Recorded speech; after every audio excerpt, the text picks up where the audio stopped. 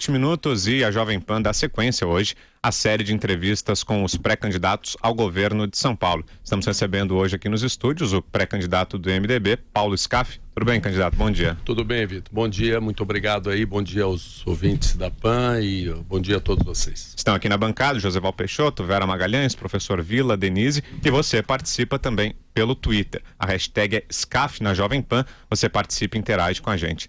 Candidato, começo perguntando, o senhor acredita que a impopularidade do presidente Michel Temer tem algum impacto na campanha do senhor? O senhor teme que o eleitor faça essa associação do MDB com o governo Temer, com o senhor? Isso pode prejudicar? Eu não creio não, sabe? A imagem de todos os partidos são muito ruins e também eu tive uma carreira política desde 2010, quando me filiei a primeira vez. Não era conhecido, nunca tive padrinhos, não tinha pai na política, nem tio, nem amigo, nem primo, nem irmão, nem padrinho nenhum. Entrei para tentar ajudar, para melhorar as coisas. Eu era um dos brasileiros, como milhões que reclamavam e reclamam dos políticos.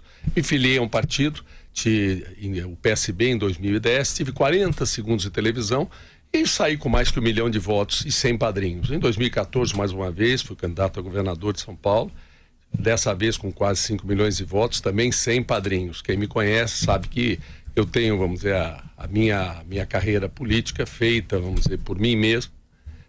Tenho 13 anos presido grandes entidades como o SESI, Senai, há 4 anos o Sebrae, a Fiesp, o Ciesp, enfim. Então o que eu quero dizer com isso é que eu não tenho padrinhos e quanto à imagem dos partidos, de todos são muito ruins. Então eu creio que o eleitor de São Paulo, principalmente para um cargo majoritário de governador, ele vai votar na pessoa. Eu, Paulo Scaff, sou o pré-candidato, serei o candidato e se for eleito, eu, Paulo Scaff, que seria o governador de São Paulo. Vera, só antes da sua pergunta, tem que lembrar aqui que a nossa entrevista está no ar também no YouTube e no Facebook Jovem Pan News, você acessa e assiste. Diga lá, Vera. Mas, candidato, o presidente Michel Temer é de São Paulo. A maioria das acusações que pesa contra ele tem origem no Porto de Santos, que fica aqui no estado de São Paulo, no qual ele é acusado de cobrar, inclusive, propina de empresas ao longo de muitos anos, de toda uma dinastia política aí por meio de amigos. Como o senhor vê essas denúncias que pesam sobre o presidente e o que o senhor acha que tem de ser feito para apurá-las? Olha, essa é uma questão, é um problema para o Ministério Público, para a Polícia Federal e para a Justiça. Para isso que nós temos esses poderes. Isso não é uma questão para ser analisada por mim. Eu nada tenho a ver com isso. Enfim, a minha carreira, como eu disse, eu entrei na política só para contribuir, só para ajudar. Enfim, não dependo da política como carreira.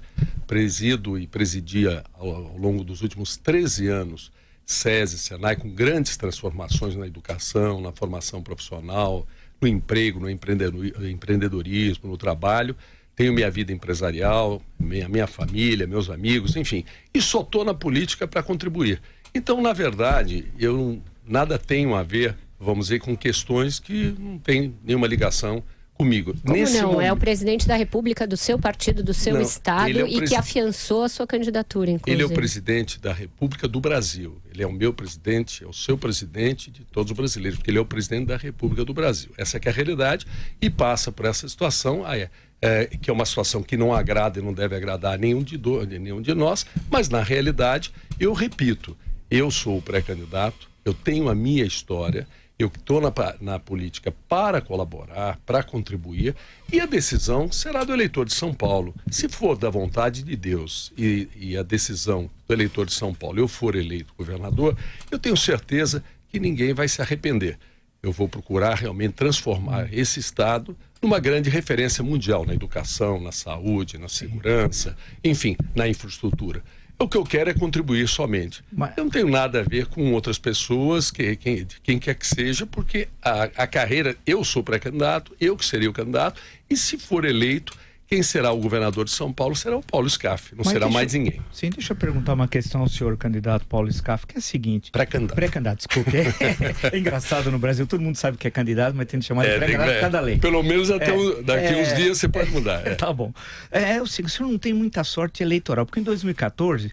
o seu partido apoiava a Dilma, o senhor teve de fugir da Dilma, né? Porque ninguém queria saber no estado de São Paulo da Dilma. Agora, tem o Temer, o Temer é uma espécie onde ele toca, ao invés de virar ouro, vira qualquer outra coisa tal, né? As pessoas fogem do Temer, ele tem criptonita eleitoral. Então, e o Meirelles, que também não empolga ninguém. Então, primeiro, rapidamente, essa questão que vai ser colocado isso muito em relação ao senhor. Quer dizer, o senhor é candidato do Temer, o senhor disse que não é. O senhor é candidato do Meirelles, quem o senhor apoia para presidente da República? Uma forma, assim, muito rápida, eu gostaria que o senhor, por favor, nos respondesse. Segundo, uma questão muito rápida também, se o ex-governador Fleury é coordenador da sua campanha, como disse o pré-candidato João Dória aqui, mesmo nesse espaço no Jornal da Manhã.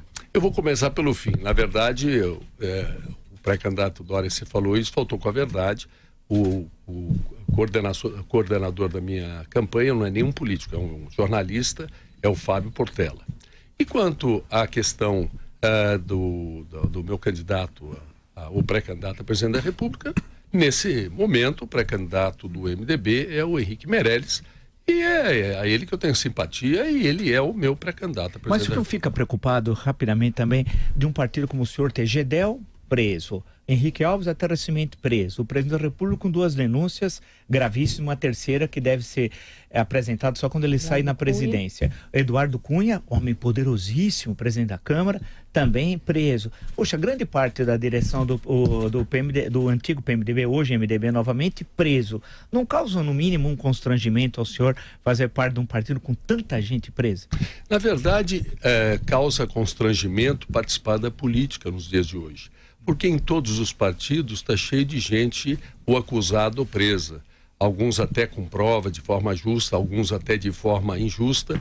Então há um constrangimento, mas na realidade, eu te confesso que a minha vontade de colaborar com São Paulo, com o povo de São Paulo, quando eu vejo escolas do estado onde crianças frequentam e não aprendem, temos 3.800.000 alunos, professores não são valorizados, não são respeitados. Quando eu vejo uma insegurança pública total, quando eu vejo um total desencontro no serviço de saúde pública, poucos investimentos na infraestrutura, quando eu vejo tudo isso, eu estava vendo hoje num jornal, na capa de um jornal, seguro para celular. Imagine só onde nós estamos chegando. Esses dias numa cidade do interior de São Paulo, Rio Claro, alguns bandidos não só assaltaram a Caixa Econômica, o Banco do Brasil, mas deram 500 tiros de fuzil para cima. No dia seguinte, tinham 500 cápsulas no chão, na praça principal de uma cidade do interior de São Paulo. Quando eu vejo tudo isso, eu fico, viu, Vila, acima um pouco dessas questões e até no campo, talvez até espiritual, querendo cumprir uma missão. Mas essa missão, para eu ter certeza se ela é minha ou não, vai depender da vontade de Deus e da vontade dos eleitores de São Paulo. Se eu for eleito governador, é minha missão. Eu tenho certeza que ninguém vai se arrepender. Vou cumprir e melhorar São Paulo. Se eu não for eleito, eu também tenho minha consciência tranquila. Agora, se nós formos analisar hoje a política, quer dizer, muita gente me pergunta, ô Scaff, você tem suas empresas, tem seus negócios, tem sua família, tem seus amigos, você é um homem decente, quem me conhece há 30 anos, a vida toda sabe da minha seriedade, presido as grandes entidades, fazem coisas boas, reconhecidas internacionalmente. Para que você está na política? Bom, eu estou para colaborar, desde que seja a minha missão. Agora, senhor Paulo, o senhor acha que consegue se desvincular totalmente da política? Porque agora nós vemos alguns candidatos... exatamente, porque nós temos agora alguns candidatos com esse discurso, que não são políticos, que estão fora dessa política, tentando negar o fato de que todo mundo que é candidato é político. Não é? Então, e tem essa marca do seu partido, tem a aversão das pessoas à política em geral. Então, como é que o senhor vai conseguir se desvincular e passar a ideia de um administrador, que a impressão que eu tenho é essa, que o seu foco seria esse, é a tentativa de mostrar que haveria uma independência, isso? O seu partido não teria muita interferência aqui em São Paulo? Não, talvez eu não tenha me explicado bem. Eu nunca falei que eu não sou político. Eu acho até uma forma hipócrita de falar quem tem uma filiação partidária, quem é candidato a um cargo político, falar que não é político. Eu sou gestor, sou administrador, sou empreendedor e sou político, eu estou na política. O que eu quis dizer é que não é um problema de partido ou do MDB. A política nesse momento está muito ruim. Então você, para atuar na política, você tem que ter realmente uma razão maior. Uma razão de pensar nas pessoas. Nesse momento, eu mais do que estar pensando se o fulano lá da Bahia ou do Rio Grande do Norte ou está com problema, o partido, eu estou pensando no povo de São Paulo. Mas e as alianças? Eu estou pensando... Eu estou pensando, vamos dizer, como eu posso colaborar com São Paulo se for a minha missão. É isso. Agora, eu quero lhe dizer que eu não tenho vergonha da política. O Papa Francisco, em 2013, ele disse, aos cristãos: não lavem as mãos, não deem de Pilatos. Envolvam-se na política, que é a melhor forma de caridade, por se preocupar com o bem comum. A política é uma coisa bonita. Agora, se você tem político malandro, bandido, criminoso, isso não significa que nós temos que condenar a política. Porque condenar a política é condenar a democracia. Então, nós não temos um regime melhor que a democracia. A democracia pressupõe política e a política é praticada por políticos. Então, o que eu espero é poder... Derrubei uma aguinha. É poder colaborar no sentido vamos dizer, de mudar esse cenário político. E aí entro na pergunta sua, coligações. A mudança, Denise, tem que começar exatamente desde agora, na pré-campanha. Eu não aceitei nenhuma barganha, nem um troca-troca das coligações. No momento que você, para ter uma coligação, você já se compromete com a Secretaria da Segurança para o partido tal, a Secretaria da Fazenda não tanto, mas a Educação para o outro, para a Saúde para o outro. Quando você inicia o seu governo, você é o governador e você não governa, porque os partidos que governam. A única coligação que eu não abro mão é a coligação com o povo de São Paulo, e essa eu tenho. As pesquisas mostram isso. Agora, a coligação e ficar nesse troca-troca, eu não vou, já deixei muito claro, quem vai montar o meu governo serei eu, se for eleito, vou escolher pessoas sérias, competentes, e vou procurar respeitar, logicamente, a classe política, a Assembleia Legislativa, vamos ter um bom convívio, mas eu vou fazer por São Paulo.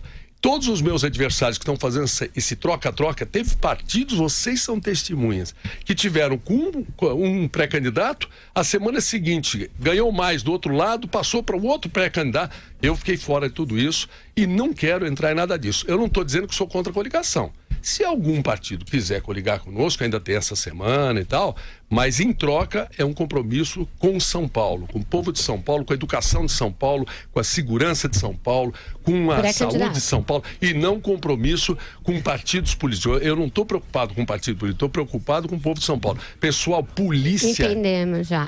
Polícia e polícia e política não podem andar juntos. Política e saúde não podem andar junto. Política e educação não podem andar junto. E anda, então, lamentavelmente. Aqui com o debate Deixa eu dar uma limpada aqui, caiu um copinho d'água. Pré-candidato, o senhor se apresentou aqui como presidente há 13 anos da Fiesp e das entidades do chamado Sistema S. Essas entidades do Sistema S fizeram uma farta propaganda no ano de 2013, que antecedeu sua candidatura em 2014 ao governo do estado. E agora também, em 2017 e 2018, houve vários vídeos em que o senhor aparece como estrela nessas propagandas, mostrando inclusive sua intimidade, seus cachorros, etc. Tudo bem? Posso continuar? Pode, eu estou te ouvindo perfeitamente. Tá então, eu queria saber... Vai haver uma cachoeira aqui em cima de mim. Eu queria saber... Aí eu vou sair molhado, vocês vão falar que foi outra coisa. Queria saber como o senhor vê esse uso das entidades do Sistema S e do seu lauto tempo de propaganda eleitoral em benefício da sua imagem e se isso não é perpetuar velhas práticas da política. Ô Vera, você falou de um vídeo de cachorro. Eu vou te contar porque vale a pena só esclarecer. Você sabe que nós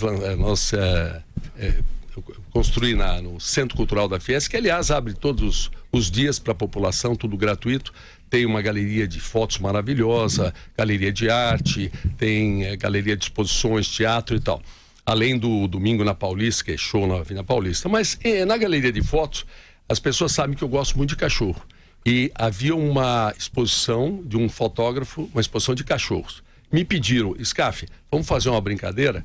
Na frente, nós temos um painel digital, vamos divulgar para chamar as pessoas para a exposição de cachorros. É bom fazer um videozinho, convidar e sugerir que as pessoas mandem uma foto do seu cachorro para pôr na galeria digital. Então, este vídeo que você está falando foi um vídeo que eu fui na galeria de fotos e gravei durante 1 minuto dizendo, olha, está havendo aqui uma exposição de fotos, convido a todos vocês. Eu quero lembrar que eu sou presidente, hoje licenciado, mas sou presidente do SESI. O presidente do SESI convidar as pessoas a irem a uma exposição de fotos na galeria de fotos do SESI, o presidente da Fiesp, na galeria da Fiesp, é a coisa muito natural, muito normal. É a pessoa certa para convidar o seu presidente. Bom, mas só para completar. Aí eu mostrei, eu não levei foto, levei cachorros nenhum, não. Eu peguei o meu celular e falei, pessoal, venham aqui e aproveitem e mandem dessa forma a foto do cachorro de vocês, que nós vamos pôr na galeria virtual. E mostrei no meu celular a foto dos meus cachorros. É só isso que aconteceu. E houve um outro vídeo que foi com a Etienne da natação, que apenas nessa matéria que você faz referência, mostrou nós falando de uma tatuagem.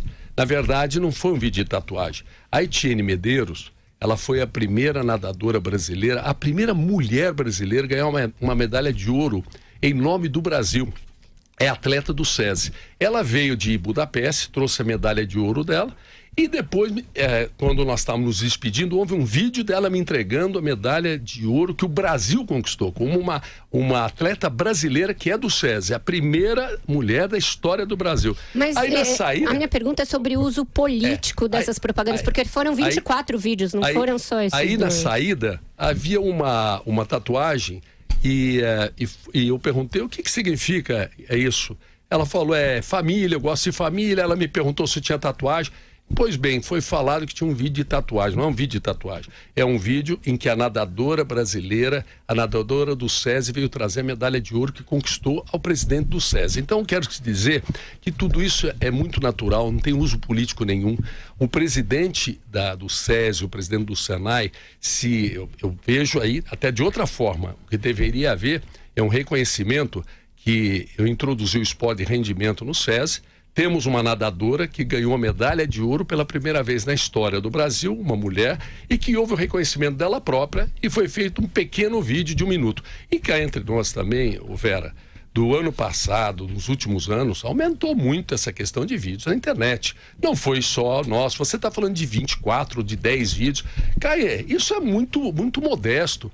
Qual é o problema de um presidente de uma entidade ou de uma entidade fazer vídeos divulgando campeãs mundiais, como foi o caso, que trouxe uma medalha de ouro para o Brasil, divulgar uma exposição aberta ao público, gratuita, para que as pessoas aproveitem de fotos padrão internacional ou de outras coisas tão positivas, entendeu? Então, na verdade, essa questão em período eleitoral vira tudo como se fosse negativo, mas na realidade eu me orgulho muito de como o presidente do SESI, do SENAI, nos últimos 13 anos, tem inaugurado 120 escolas do SESI, dezenas de escolas do SENAI, tudo de primeiro mundo, dando oportunidade de educação de qualidade a milhares, milhões de crianças ao longo dos próximos anos, das próximas décadas. E olha, eu quero te dizer, eu tinha um sonho quando assumi a presidência do SESI. Eu tive uma boa escola, meus 5 filhos também. Eu queria dar a mesma oportunidade a todos os alunos do SESI.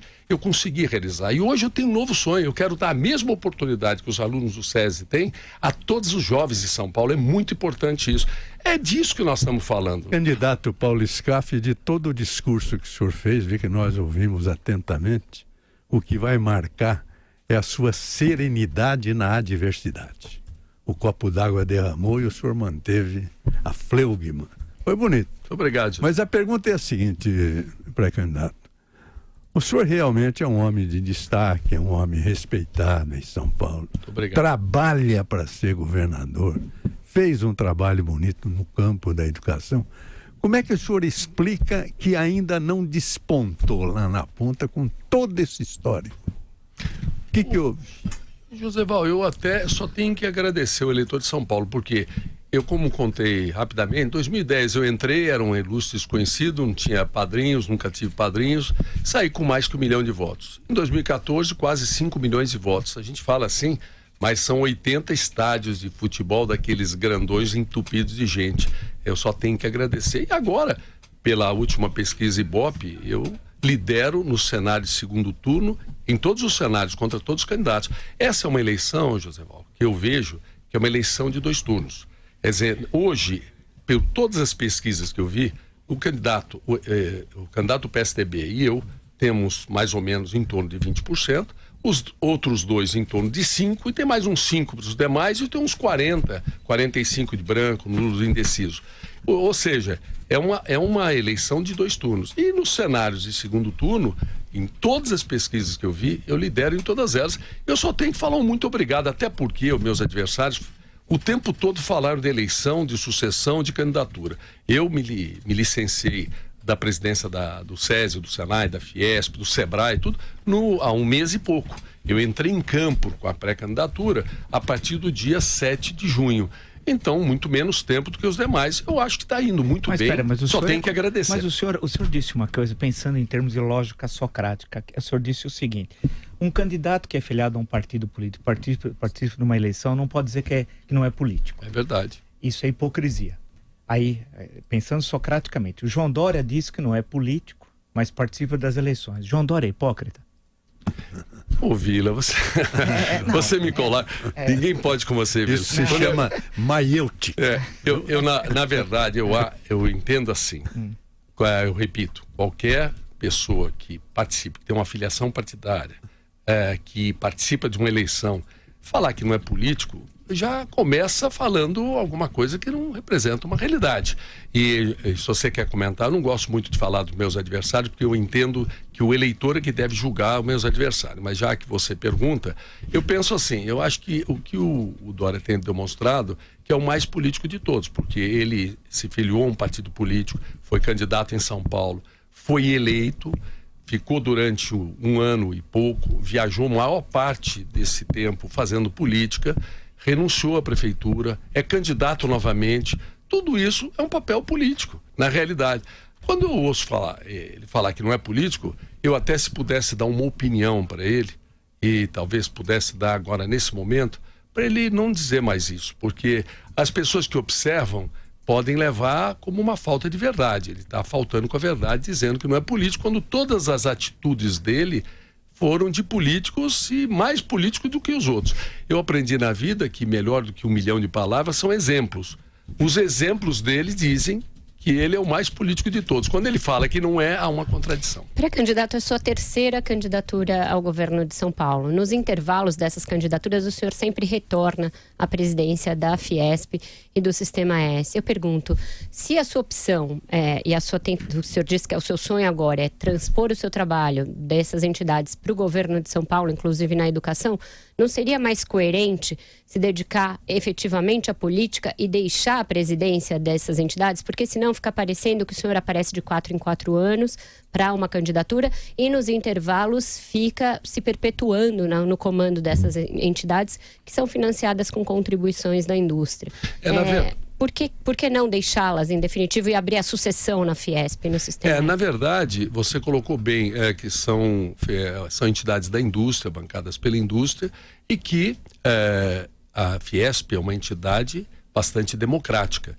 Nós temos todos os setores, os mais importantes setores e os principais representantes desses setores que participam de lá, e eu só tenho que me orgulhar, porque eu fui um candidato de oposição, pouca gente lá atrás acreditava na possibilidade de eu ser eleito, fui eleito com 60% dos votos e fui reeleito pela 4ª vez de forma praticamente unânime. Não é excessivo isso? Não deveria haver alternância de poder? Com 98% dos votos. Essa eu creio que é uma decisão da indústria.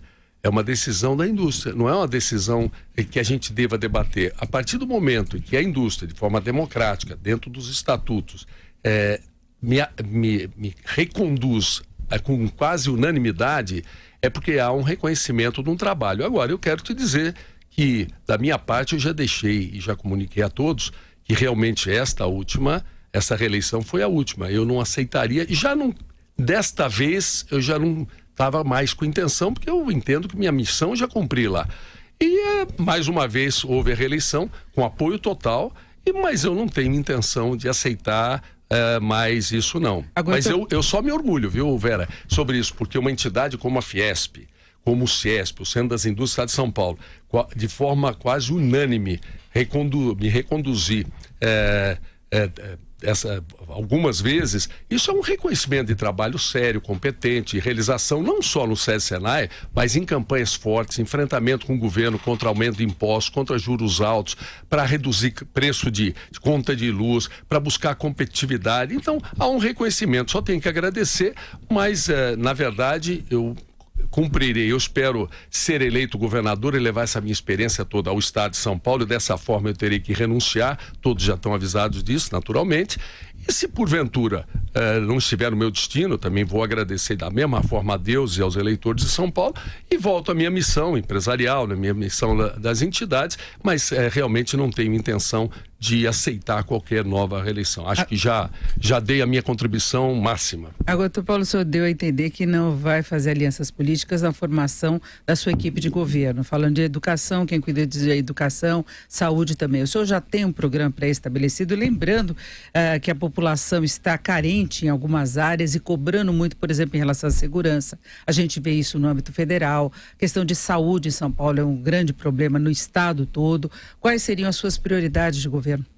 Denise, você sabe que seria ótimo se nós tivéssemos apenas uma área com problemas e íamos nos concentrar nela, mas os problemas se acumularam. Então, na educação, muito rapidamente, nós não podemos aceitar, no momento em que o mundo passa a 4ª revolução industrial, na era da inteligência artificial, na era da realidade virtual, nós condenamos uma geração de milhões de jovens ao insucesso por falta de qualidade no ensino básico, no ensino fundamental, no ensino médio da escola pública do Estado. Professores continuarem sendo desrespeitados, enfim, não havendo disciplina. Então eu pretendo fazer uma grande reestruturação na área da educação, um programa de 8 anos, em que faria a minha parte, se for eleito durante os primeiros 4, encaminharia tudo, e o próximo governador, no segundo mandato, seja quem for, teria já tudo bem encaminhado. Porque você tem questões que você resolve em 1 minuto. Tem questões que você precisa 1 dia, tem questões de 1 ano, outros que você precisa 8 anos. Mas se há 8 anos tivesse sido feito, hoje estaria feito. Então é pouco tempo para um Estado e para um país. Quanto à questão da segurança e da saúde, você tem razão. Além da educação, a segurança, nesse tempo que nós estamos juntos aqui, ou vamos estar juntos, pelo menos uma pessoa vai ter sido baleada, esfaqueada em São Paulo, uma mulher violentada, roubo de carga, no mínimo 1,4 roubo de carga. Nós temos crime organizado, crack, drogas, armas. Então eu concordo plenamente. E o que eu pretendo fazer? Primeiro, nós temos que reestruturar a Polícia Civil. A Polícia Civil é uma polícia investigativa. Ela precisa investigar, ela precisa estar bem equipada. O que nós temos de delegacias abandonadas por aí, com funcionários de prefeitura.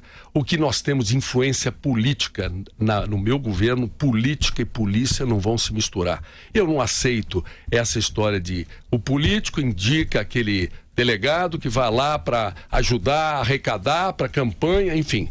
Polícia é polícia, tem que ser respeitada. A Polícia Civil precisa de muita atenção, precisa ser prestigiada, precisa ser reestruturada, precisa ficar afastada da política, precisa voltar a investigar, precisa ser equipada com tecnologia de ponta, de combate ao crime, e haver um perfeito entrosamento, que sempre o PSDB fala, mas não há, entre as polícias civil e militar, de forma a terem uma inteligência comum, estratégias comuns, enfim, haver uma grande sinergia de combate ao crime. Mas, candidato, de onde vai vir o dinheiro para fazer tudo isso? Era a minha pergunta. Quando o investimento do Estado é desse tamanho e o pagamento da dívida ao governo federal mensalmente é um abuso, né?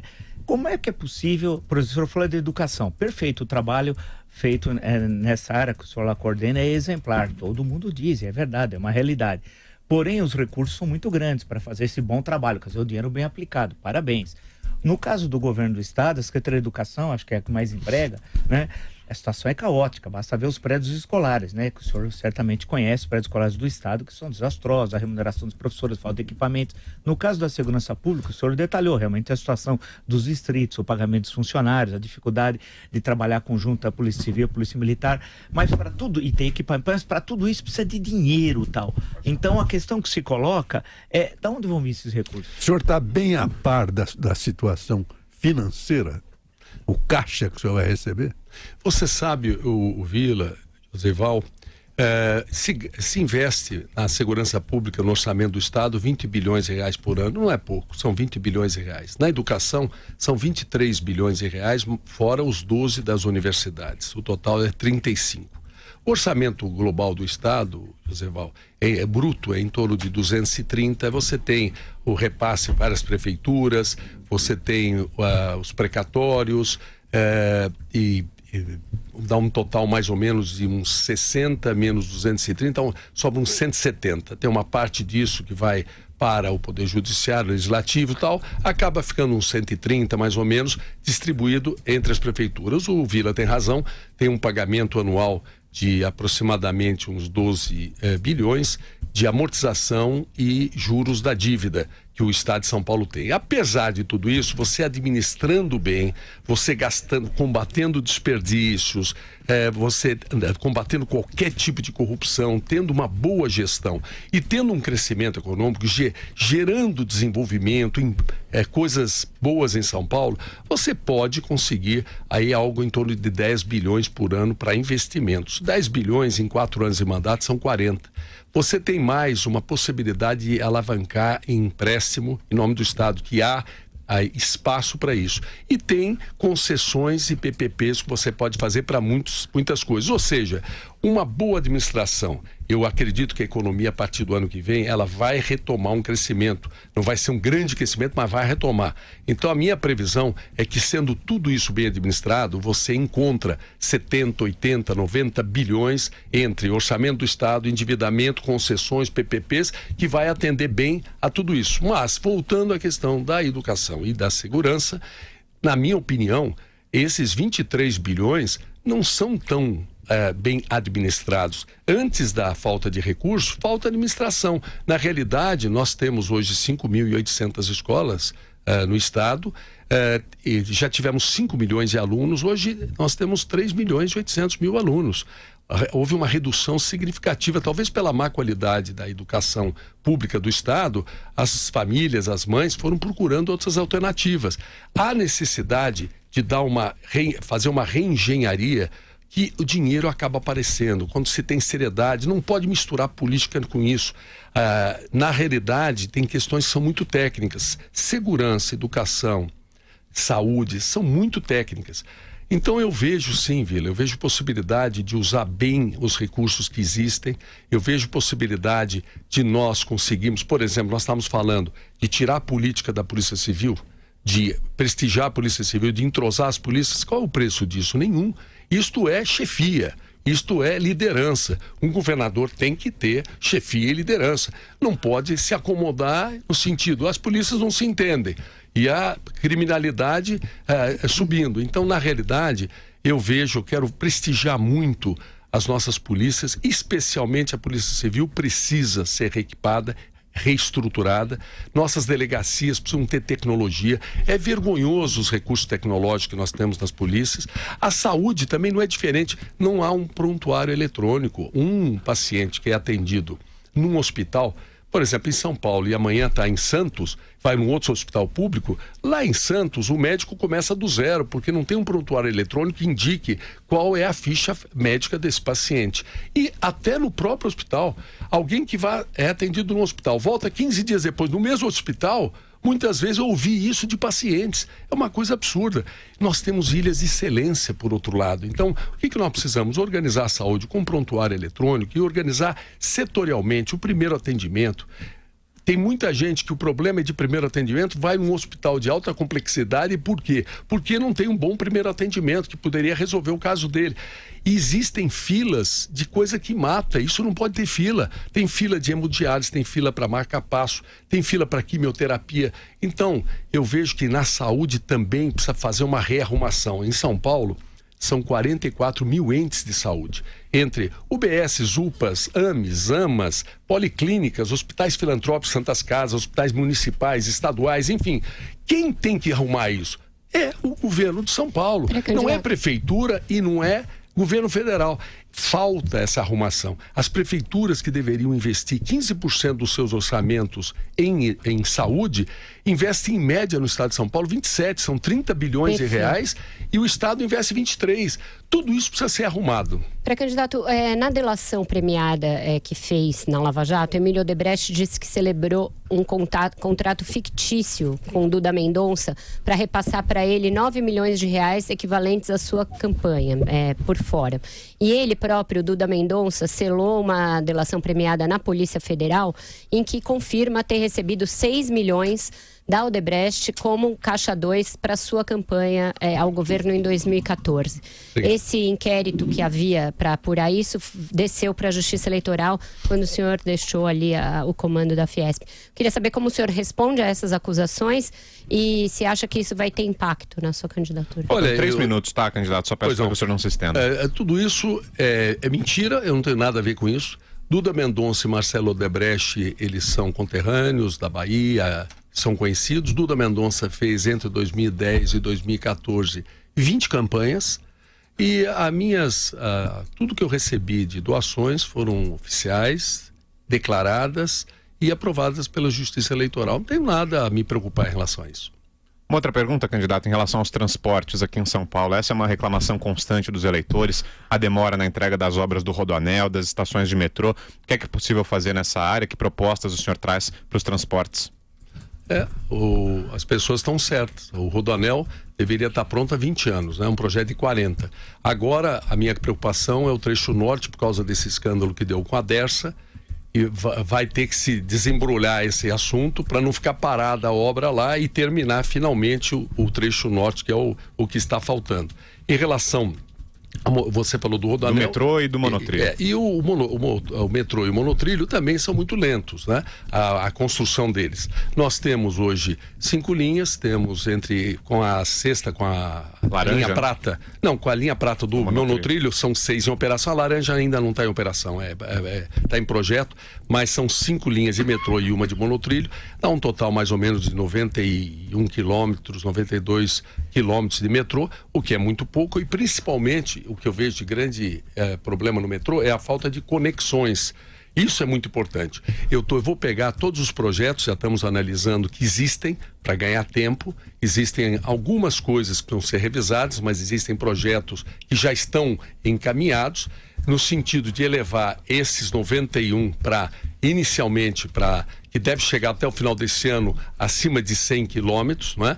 E a gente pode levar esses 100 e poucos quilômetros em 4 anos a um avanço para ter muito mais conexões. Quer dizer, há um projeto que poderia chegar a 250 quilômetros de metrô, ao invés de 6 conexões, 28 conexões, com 7 linhas, que eu creio que atenderia bem a cidade de São Paulo. Eu pretendo perseguir isso de todas as formas, com a maior velocidade possível, e também a CPTM pode ser integrada de forma... CPTM hoje são 3 que atingem 23 municípios, dos quais 21 na região metropolitana de São Paulo, mas eu entendo que nós precisamos ter essa integração, essas conexões, de forma que realmente o metrô, os trens funcionem e atendam a maior parte da mobilidade urbana aqui da nossa cidade de São Paulo e da região metropolitana de São Paulo. Além do trem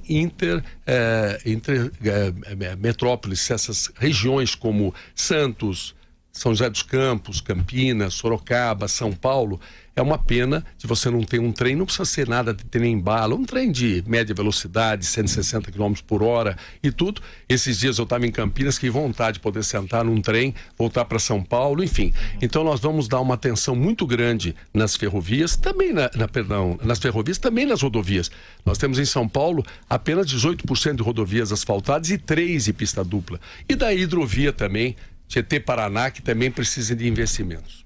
Muito bem, recebemos aqui no Jornal da Manhã o pré-candidato do MDB ao governo de São Paulo, Paulo Scaff, dando sequência à série de entrevistas que a Jovem Pan está promovendo. Pré-candidato, mais uma vez, obrigado pela visita, um bom dia.